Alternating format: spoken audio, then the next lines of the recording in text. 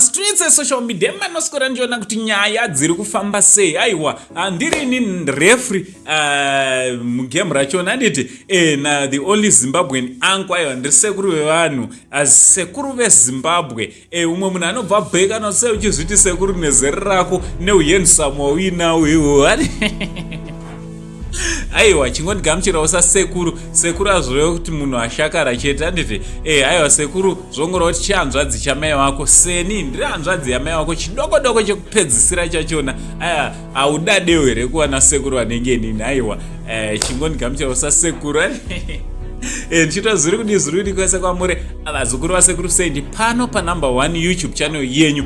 Pane nyaya iri kutrendwa zvikuru yandoda kuzivisai. Muchinda anonzi iye Regional Chida uyo akanga ave pakuda kubatanidzwa nemudiwa wake nguva refu anonzi Pamela. Regional ane makore 32, Pamela uyu ane makore 45, right? Mapanzwisisa Regional ane 32 years dzekuberekwa achidanana nemudzimai wanga achidanana ane 45 years dzekuberekwa. Vanonzi zvakazokona ng'anga murapwa achida mushure mekunge vaenda pamberi pemadzitare ekubatanidzwa kuti vave murume nemukadzi. Mushure mekunge mudzimai wake Regional uyu ane makore 28 akazosvika ipapo ane vana vaviri, umwe ane gore rimwe chete neumwe ane makore 4, achiratidza dare kuti aiwa muchato wagone kuendera mberi nekuti uyu murume wangu uyezve tori nevana tose.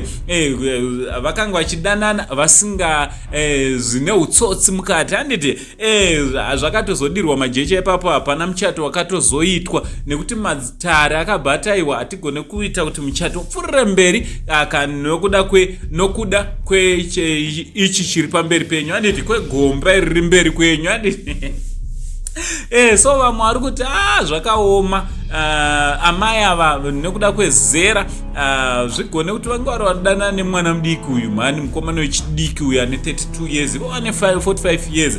Amene munozviona sevazukuru munoona serudo rwavaviri uru rwakazokoneswa kubatanidzwa vanosimbiswa musvitsatsvene nekuda kwemudzimai akazobudikira achiratidza kuti vachiri vese uyezve vane vana vaviri. Vamwewo mumacomments vamwe vari kuti mishonga, vamwe vari kuti pamwe ing'anga amai ava. So vakagadza mukomana kuti pari kutaurwa zvakawanda meno imi munofungawo kuti kudii nezvenyaya iyi, uye kune vanoziva vaviri ava tiudzewo comment section kuti munoziveiwo pamusoro pavo. So from Uncle Send, the only Zim uncle, but it's much love.